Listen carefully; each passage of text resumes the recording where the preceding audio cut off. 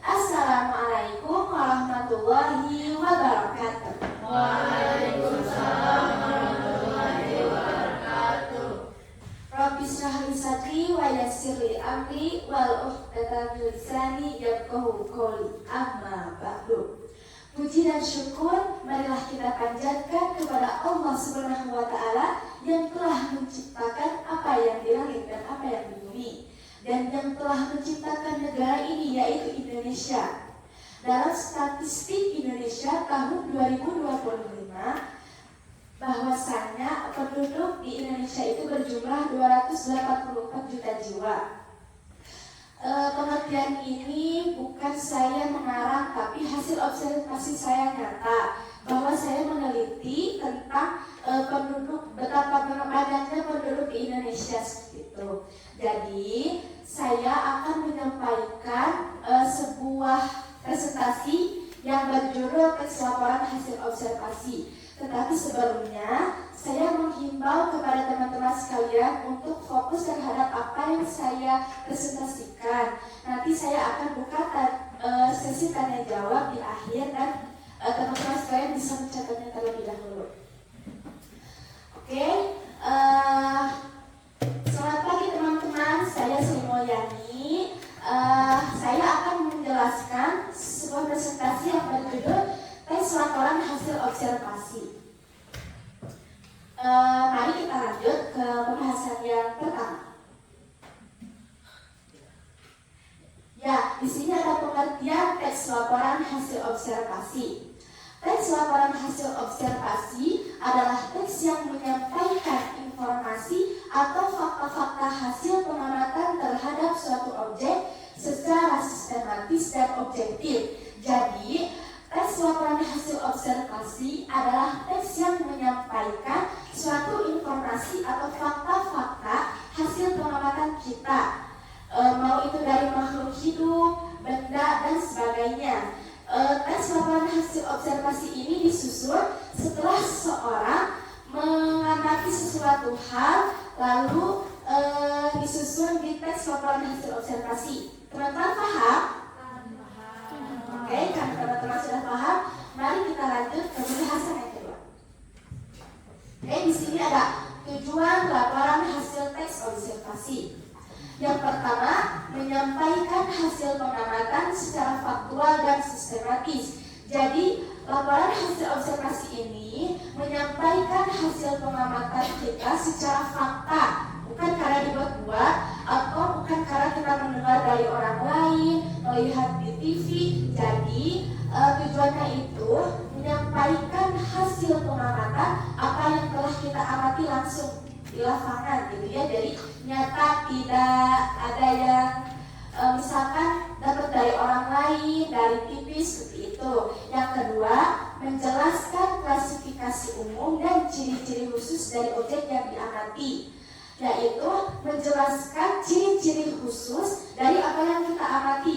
Misalkan saya akan mengamati ikan, misalkan di sini klasifikasi umum dan ciri-ciri khususnya yaitu kita lihat dari luar, ikan itu misalkan ada ekornya, ada siripnya, ada sisiknya, dan ikan itu bernapas menggunakan paru-paru atau insang, gitu ya. Yang ketiga, memberi informasi kepada pembaca berdasarkan pengamatan nyata. Jadi tujuannya itu yaitu memberikan informasi kepada pembaca berdasarkan pengamatan nyata, yaitu kita menyampaikan kepada pembaca apa yang telah kita amati, seperti itu. Jadi kita sudah mengamati sesuatu, lalu hasilnya nanti kita jelaskan kepada pembaca. Teman-teman paham? Oke, mari kita lanjut. Ada struktur teks laporan hasil observasi. Yang pertama ada pernyataan umum, yaitu bahwa teks laporan hasil observasi itu umum ya. Jadi semua orang pasti tahu kalau teks laporan hasil observasi itu adalah mengamati sesuatu seperti itu. Jadi kebanyakan orang itu pasti tahu apa itu teks laporan hasil observasi. Yang kedua, deskripsi bagian. Jadi kita akan menguraikan detail sekali tentang bagian-bagian apa yang kita amati. Misal klasifikasi jenisnya, misalkan ada sampah organik, anorganik, dan B3, seperti itu. Yang ketiga ada simpulan atau ringkasan isi laporan atau pendapat akhir dari hasil observasi. Simpulan itu seperti kita telah mengamati sesuatu, lalu kita menyimpulkannya dalam ringkasan itu isi laporan dan pendapat akhir dari hasil observasi kepada pendengar atau pembaca. Gitu. Pak Ahmad, teman-teman paham? Paham. Nanti kita lanjut. Ciri-ciri dan kaidah laporan hasil observasi. Menyajikan fakta, bukan opini pribadi. Jadi, ciri-ciri teks laporan hasil observasi itu adalah memberikan informasi yang nyata ya, bukan kita mendengar dari orang lain. Jadi kita mengamati langsung bahwa itu benar atau tidak, bahwasanya apa yang kita amati itu benar gak sih adanya, atau semata-mata kita mendengar, melihat dari TV seperti itu. Jadi menyajikan fakta ya, kita harus mengamati dengan fakta apa yang sebenarnya terjadi. Menggunakan bahasa baku dan kalimat informatif. Menggunakan bahasa baku seperti kita menggunakan bahasa Indonesia dengan formal, tidak dicampur dengan bahasa Sunda seperti itu. Bersifat umum ke khusus. Ciri-ciri teks laporan hasil observasi itu bersifat umum atau khusus. Misalkan kita mengamati ikan itu kan umum. Misalkan ikan itu ada banyak jenisnya. Kalau misalkan kita ada teks laporan hasil observasi yang khusus, misalkan kita mengamati mantan, nah itu baru, itu khusus namanya karena kan satu orang. Kalau misalkan bersifat umum itu kita mengamati sesuatu yang umum, bahwa misalkan ikan itu kan ya umum, seperti orang-orang tahu bahwa ikan itu banyak jenisnya. Kalau mantan kan gak ada yang tahu, cuma kita sendiri yang tahu. Jadi itu adalah khusus itu. Menggunakan kata-kata teknis, istilah ilmiah sesuai topik. Menggunakan kata-kata istilah itu seperti ada kata-kata yang kita tidak paham, nanti di bawahnya kita menambahkan NP. Jadi kalimat yang tidak kita paham itu nanti dijelaskan di bawahnya gitu. Menggunakan kalimat pasif dan kalimat definisi. Jadi kita akan menggunakan kalimat-kalimat yang pasif dan kalimat definisi itu menggunakan kalimat-kalimat yang baik gitu. Nah, di sini ada kaidah kebahasaannya. Kaidah kebahasaan itu adalah kalimat yang kita gunakan dengan berbagai macam, seperti kalimat-kalimat padi adalah tanaman pangan utama di Indonesia, seperti itu. Kalimat deskriptifnya daunnya berbentuk panjang dan rinci. Jadi kaidah kebahasaan itu kalimat yang bermacam-macam, lalu nanti dihubungkan dengan kata istilah ilmiah klorofil, fotosintesis dan ekosistem seperti itu. Teman-teman paham? Oke. Kayaknya ada yang ngantuk nih, kita isi dulu dong. Sekarang tepuk fokus. Dilihat, didengar, dipahami. Fokus. Teman-temannya kurang semangat, sekali lagi dong. Tepuk fokus. Dilihat, didengar, dipahami. Fokus. Nah, teman-teman bisa yang ngantuk gak? Nah, mari kita lanjut ke pembahasan yang selanjutnya. Nih, contohnya judulnya pengaruh sampah terhadap lingkungan. Pernyataan umumnya yaitu sampah merupakan material sisa yang tidak diinginkan setelah berakhirnya suatu proses. Jadi sampah itu sesuatu benda yang tidak diinginkan oleh kita. Misalkan kalian mau gak lagi tidur di kasur banyak sampah? Ya, nah seperti itu. Jadi sampah itu dapat bersumber dari alam, manusia, konsumsi, nuklir, industri, dan pertambangan. Sampah di bumi akan terus bertambah selama masih ada kegiatan yang dilakukan dengan baik oleh alam maupun manusia. Jadi sampah itu ketika kita pandai dalam mengelolanya, maka sampah tersebut akan jauh dari kita atau kita akan terhindar dari yang namanya sampah atau bau-bau seperti itu. Teman-teman paham apa itu sampah? Paham. Mari kita lanjut. Nah, di sini ada macam-macam sampah ya. Sampah itu terbagi menjadi 3 bagian. Yang pertama organik, yang kedua anorganik dan B3. Teman-teman tahu nggak apa itu B3? Tidak. B3 adalah bahan berbahaya beracun. Jadi sampah-sampah yang jenisnya dari pestisida, sisa-sisa medis, lampu neon, baterai bekas. Jadi B3 itu sampah-sampah yang berasal dari sisa-sisa medis rumah sakit. Kalau anorganik itu sampah yang berasal dari plastik, kayu, kaca, dan kaleng. Jadi anorganik itu adalah sampah yang dapat kita daur ulang, ya, yaitu yang pertama itu organik, sisa makanan, sayuran, daun-daun kering. Dalam sampah organik ini kita bisa mengelola sisa-sisa makanan, bekas-bekas sayuran, dan daun-daun kering itu untuk bisa dijadikan pupuk saat kita bercocok tanam seperti itu ya. Jadi ketika kalian menanam sesuatu di kebun, lalu kalian bisa menjadikan sampah organik ini sebagai pupuk. Nah, ini anorganik, plastik, kayu, kaca, kaleng. Kita bisa daur ulang, misalkan dari plastik kita bisa membuat apa yang kita inginkan. Dari kayu bisa membuat rak atau bisa membuat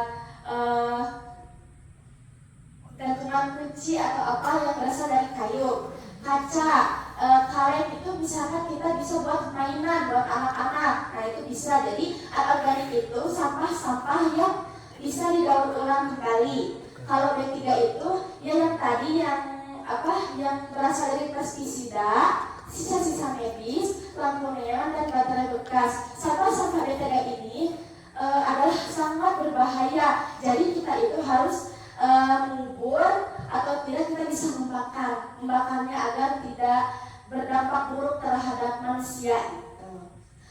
Jadi teman-teman tahu apa itu macam-macam sampah? Ya. Jadi sampah itu ada berapa? 3. Yang pertama organik, anorganik, B3. Apa itu B3?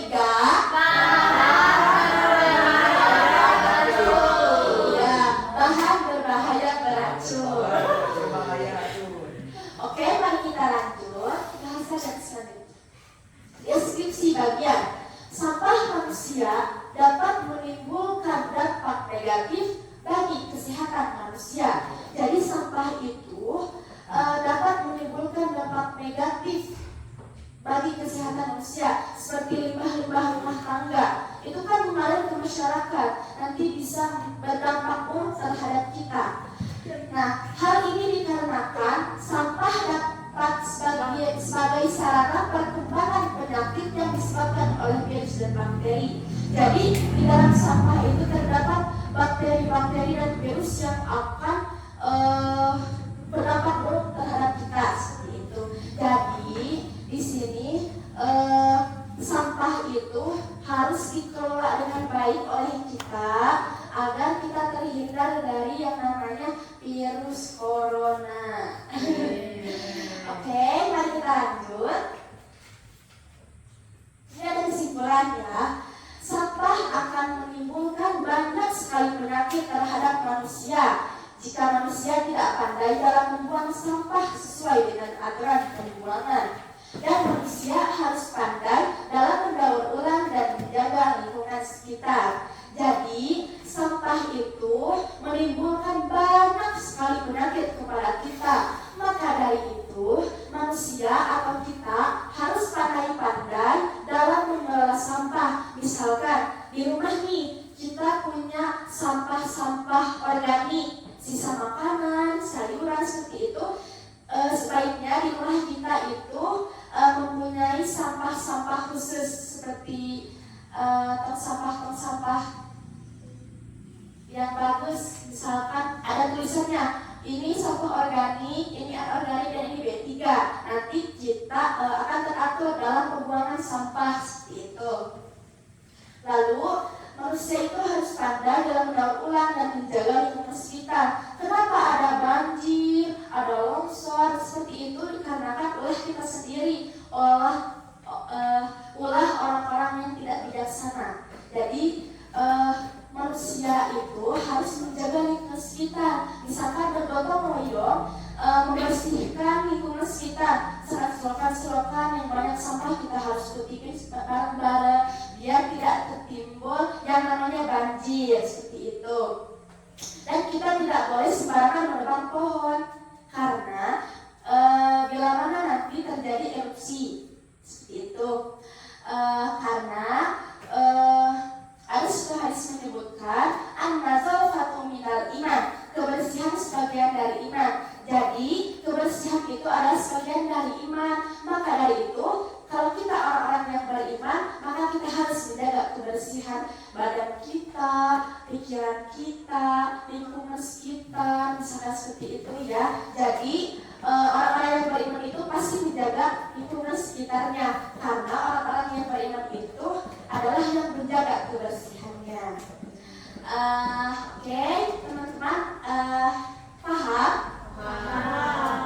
Oke, sekarang saya akan membuka sesi tanya jawab. Barangkali ada yang ingin memberikan tanggapan, boleh acungkan tangan terlebih dahulu.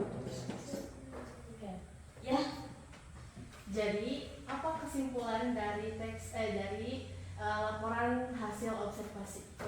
Jadi kesimpulannya itu yaitu kita mengamati sesuatu. Misalkan kita mengamati motor nih, motor itu saya mau mengamati motor nih. Kita cari dulu misalkan deskripsi bagiannya. Kalau misalkan motor itu yang kelihatannya apa aja sih? Roda, stang, jok, knalpot, seperti itu. Nah, nanti ketika sudah ada, kita susun di dalam teks hasil observasi. Ketika sudah ada hasil dari apa yang kita amati, baru kita berikan penjelasan kepada pembaca seperti itu. Ada lagi yang mau memberikan apa? Sudah cukup kok? Sudah. Kalau enggak bisa dijelasin lagi. Yang lebih spesifik lagi, jelasinnya yang lebih mudah orang pahami. Dari mulai tadi teks yang pertama deskripsi umum, bagian dan kesimpulannya. Kasih contoh yang orang tuh bisa mudah paham yang ada di sekitar kita. Dari mulai secara umumnya kamu mau jelasin apa, bagiannya apa, nanti kesimpulannya apa. Contohnya dia lagi selain sampah. Kita mengamati tentang ikan ada ya, ikan. Pernyataan umumnya orang-orang itu pada tahu ya kalau ikan itu banyak jenisnya seperti itu. Jadi pernyataan umumnya bahwa ikan itu adalah makhluk hidup yang berada di air dan berbagai jenis seperti itu. Itu pernyataan umumnya. Kalau deskripsi bagian, kita mencari bagian-bagian khususnya. Misalkan dari luar, ikan itu ada ekornya, ada siripnya, ada sisiknya, misalkan insangnya, ada matanya, seperti itu. Jadi ketika kita sudah mendapatkan bagian-bagian dari ikan tersebut, maka kita masukkan ke dalam teks hasil observasi itu. Lalu simpulannya adalah, jadi ikan itu adalah makhluk hidup yang berada di air yang memiliki mata, sirip, sisik, ekor, seperti itu. Jadi setelah selesai kita mengamati ikan tersebut, kita itu mengetahui. Jadi kita semua mengetahui apa itu ikan. Ikan kan nyata, fakta. Misalkan kata orang-orang tuh, iya ikan mah ini matanya satu, misalkan gitu ya. Iya ikan mah gak ada siripan, misalkan gitu. Nah itu bukan, itu namanya bukan fakta. Jadi fakta itu apa yang kita lihat sendiri dan nyata adanya. Nah, teman-teman sudah tidak ada lagi yang memberikan tanggapan. Saya tutup presentasi saya hari ini dengan senang hati. Bila ada teman-teman yang ingin memberikan tanggapan kembali, saya akan jawab. Karena tidak ada, saya akan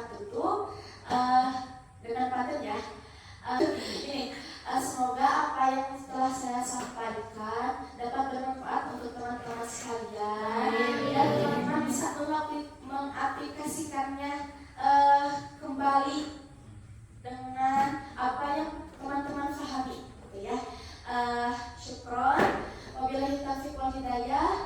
Wassalamualaikum warahmatullahi wabarakatuh.